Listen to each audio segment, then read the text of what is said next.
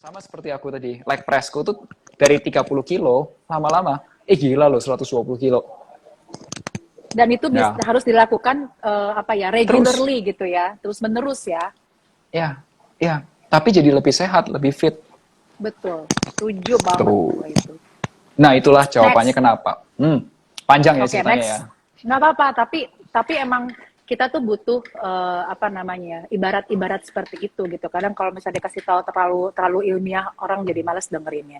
Tapi kalau misalnya ada, oh ini contohnya tuh seperti ini, nah itu lebih masuk, lebih dong gitu. Dong, Next oke. question.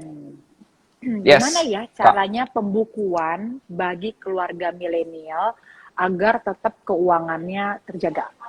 Pembukuan bagi keluarga milenial Gini Kak gitu. Prima. Hmm. Kalau aku sendiri biasanya menangani dengan kayak gini, itu caranya gini. Teman-teman, satu hal yang perlu diingat-ingat ya. Tidak ada satu rumusan yang paling fit untuk semua orang keuangan. Kenapa? Contoh, mungkin kayak Kak Prima, kondisi keuangannya itu sudah ada keluarga, udah ada anak. Nah, kalau aku sendiri masih single. Jadi caranya kita ngelola keuangan bisa berbeda. Betul ya? Jadi Betul, betul, betul.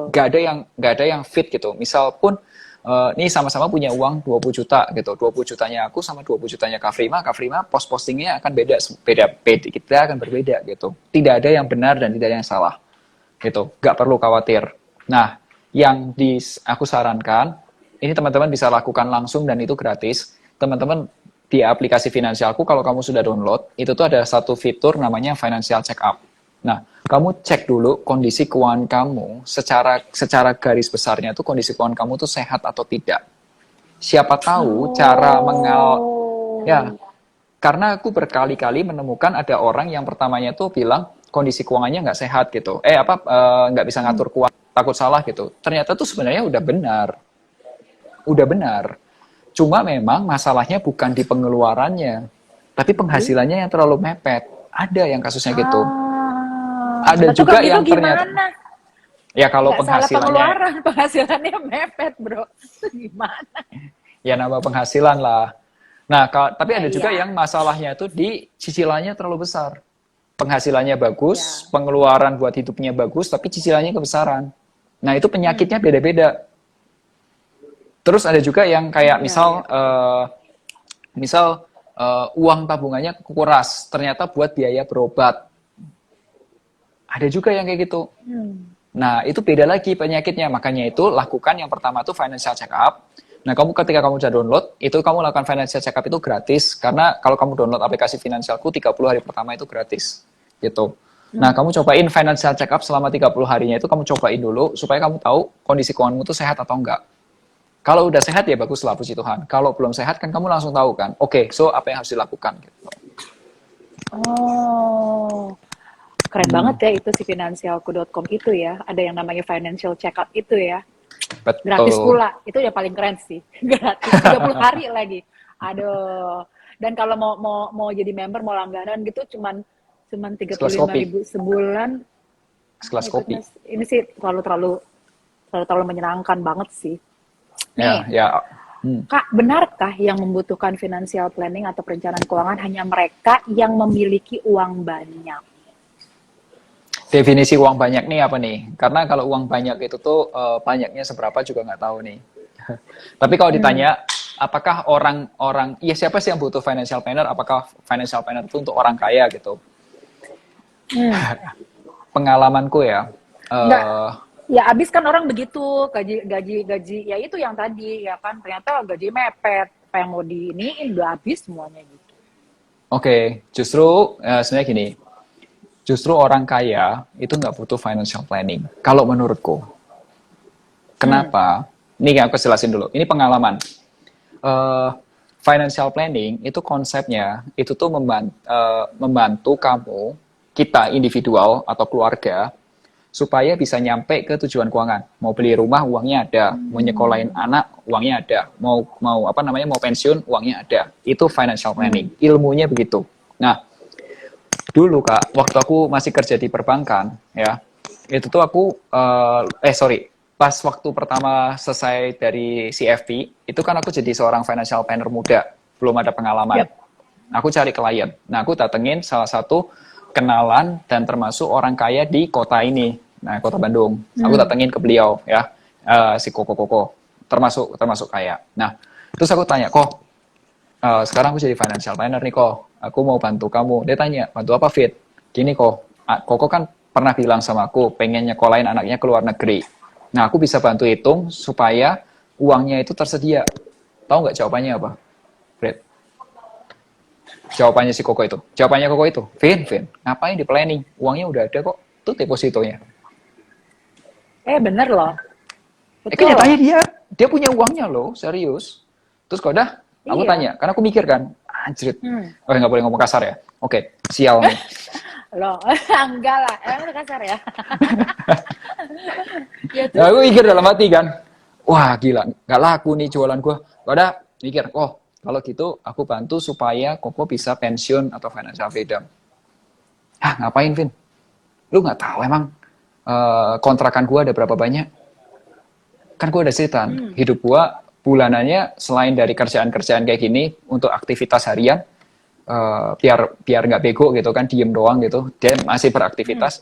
Gue punya kontrakan, gue punya franchise Indomaret atau Alfamart, gue punya tabungan deposito, gue punya income udah gede, Vin, udah pensiun gue. Kalau gue nggak mau kerja pun gue udah pensiun. Lu ngapain dihitungin? Terus ilmu gue apa?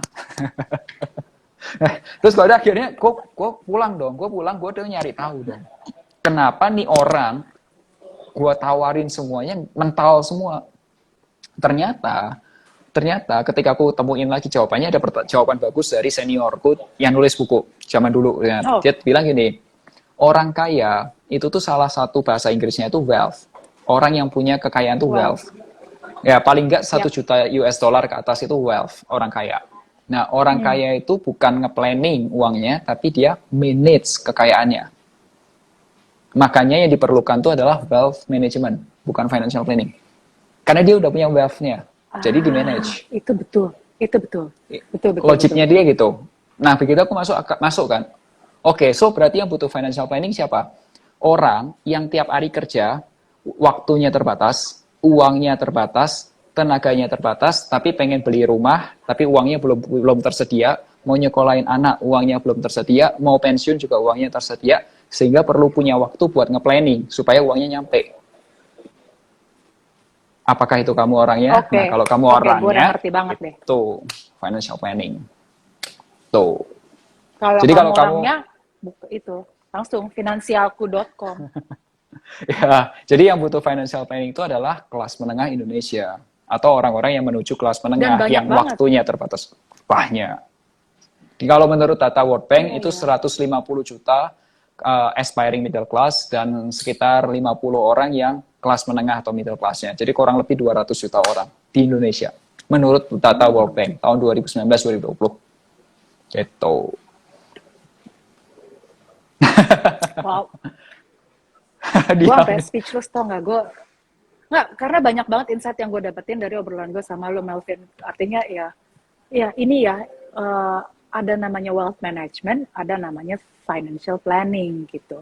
Kita butuh financial planning supaya nanti kita bisa jadi wealth, baru kita nanti akan, iya kan? Maunya gitu dong. Hari gini mesti hidup optimis, Bo, ya kan? Yes. Gitu. Nah, gue ada pertanyaan lagi sih. Apa itu? Udah sekitar 10 menit. Tapi sebelumnya, aku mau ngasih tahu lagi nih, supaya teman-teman masih aware ya kan. Auto cuan. Kita mau bagi auto cuan untuk 3 viewers ya kan. Ini buat lucu-lucuan. Untuk 3 viewers yang udah follow IG-nya MNC Asset, IG-nya finansialku_com, dan mungkin dan kabria.id. Terus silakan screenshot kita sekarang gitu, terus diposting di IG story-nya teman-teman. Jangan lupa mention tadi tuh MNC Asset, finansialku_com, dan kabria.id. Terus terus sama tiga orang teman kamu di-mention juga, tulisin komen atau testimoni atau apapun yang seru, yang inspiratif, akan kita bagi-bagiin 100.000 untuk 3 orang pemenang berupa unit penyertaan dari reksadana MNC Asset Management dan dapat kopi gratis dari kabria.id. Nah ini nih pertanyaan penting. Nggak tahu Apa sih itu? penting apa enggak. Ini kan hari gini kan semuanya itu zamannya digital, ya kan? Apapun dibikin digital. Kayak tema kita ada digitize your financial plan gitu. Artinya ngerti iya tentang mengatur keuangan itu penting, caranya masih belum ngerti. Oke. Dan akses literasi dan inklusinya juga kita nggak tahu nyarinya gimana karena terlalu banyak, udah kebanyakan gitu. Nah terus akhirnya banyak kan menjamur nih ya namanya aplikasi-aplikasi atau website tentang financial plan gitu. Nah pentingnya digital financial planning itu apa menurut Melvin? Terus yang kedua nih pertanyaannya si Kanasian. Keunggulannya finansialku.com websitenya dibandingin sama aplikasi yang sejenis yang lain. Apa yang kamu punya yang lain nggak ada? Oke, kalau digitalize, sebenarnya Kak, digitalize tuh menurutku akan mempermudah karena semua orang bisa akses. Itu doang sih intinya. Berarti kita membuka Anytime, semacam kayak anywhere ya. PLN tuh ya anytime anywhere gitu, listrik ya nyambung gitu.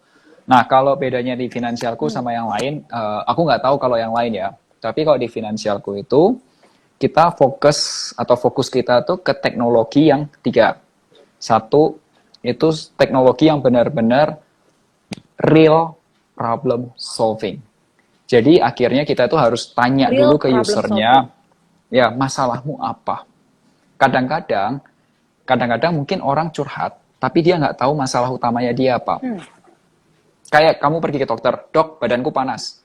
Dokter itu tidak akan langsung indikasi panasnya kenapa. Dia akan cek dengan macam-macam. Nah itu makanya itu perlu ngobrol. Jadi kalau teman-teman follow finansialku, kayak minggu nanti sore atau nanti malam, itu tuh akan bercerita tentang pengalaman seorang yang ditinggal sama suaminya gara-gara COVID. Tapi lihat, ditinggalnya setelah ditinggal suaminya ini, apakah kehidupannya jadi lebih baik atau lebih buruk? Satu, itu kita ngobrol. Yang penting itu real problem solving. Problemnya itu apa? Yang dihadapin orang-orang masyarakat Indonesia. Caranya gimana? Ngobrol.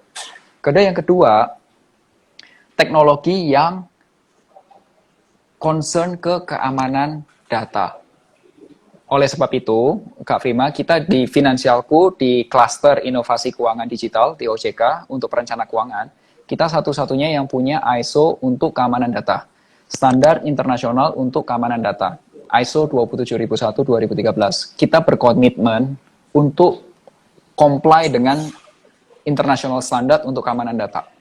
Informasi dan keamanan data. Dan yang ketiga, Finansialku berusaha comply dengan regulator di Indonesia, yaitu kalau misal bidang keuangan, yaitu OJK. Jadi kita juga satu-satunya perusahaan perencana keuangan yang terdaftar di OJK. Itu perbedaannya. Kalau teknologi mungkin semua orang akan berlomba-lomba mirip-mirip ya. Mirip-mirip lah ya kalau teknologi ya. Tapi kita concern di tiga hal itu. Jadi sebelum kita launching everything, kita make sure satu, it is a real problem solving. Kedua, punya keamanan data, concern di keamanan data. Kita coba yang terbaik yang kita bisa lakukan. Nah, yang ketiga adalah comply dengan regulator. Baik itu di keuangan pasti OJK, tapi kalau di tempat teknologi itu ada yang namanya Kominfo. Gitu. Jadi ada beberapa regulator di situ. Menkominfo. Nah, itu. Nah, itu Kak. Bedanya. Last but not least. Setuju, itu setuju banget. And last but not least, banyak banget sih pertanyaannya, tapi sorry banget nggak bisa semuanya kita jawab. Ini, tips untuk memilih instrumen investasi yang cocok buat anak muda, buat investor pemula. Menurut seorang Melvin tuh, mesti gimana? Ini ya, Kak, ya. Kalau misalnya untuk kalau pemula banget, menurutku ya, start aja dulu. Misal nih, kalau kamu masih mahasiswa atau fresh grad dulu gitu, kamu kejar 100 juta pertamamu. Kejar 100 juta pertamamu? Iya, dalam waktu kurang lebih maksimal 5 tahun ke depan, maksimal. Nah, ada cara cepat, ada cara lama. Nah, kalau cara cepat itu ya kamu kerja gila-gilaan aja. Sebulan kamu bisa invest atau nabung 10 juta, 10 bulan juga udah achieve kan. Tapi kalau caranya kamu tapi kalau cara kamu masih belum bisa secepat itu, make it simple. Kamu nabung atau invest 2 juta per bulan. Selama 4 tahun, itu di reksadana pasar uang aja, nyampe ke 100 jutamu dalam waktu 4 tahun. Dengan hanya 2 juta Serius. per bulan. Hitung aja, 2 kali Melalui 12 tuh. reksadana pasar uang aja. Iya, 2 kali 12 itu 24 juta, kali 4 tahun itu tuh sudah 90-an juta. Ditambah reksadana pasar uang, returnnya sekitar 4-6%, gak usah yang terlalu tinggi risikonya, itu udah nyampe ke 100 juta pertama. Yep. Nah, dari 100 juta pertama kamu mau nembus ke 500 juta pertama kamu growth dengan cara yang lain, itu bisa aja. Daripada uangmu sudah segitu-gitunya, kamu gambling, bisa rugi lagi. Bukannya menuju lebih banyak, tapi malah kehilangan modal, kamu nyari lagi modalnya. Kalau misal uangnya 1 miliar gitu, mau dimasukin 100 juta ke kripto gitu, nggak ada masalah. Uangnya hilang 100 juta nggak masalah, masih punya 900 juta. Nah, kalau kamu uangnya sudah segitu-gitunya, katakanlah 20 juta, ya 20 juta kamu masukin ke kripto 15 juta, 15 jutanya, 20 jutanya ke kripto misal hilang gitu, udah segitu-gitunya, hilang pula.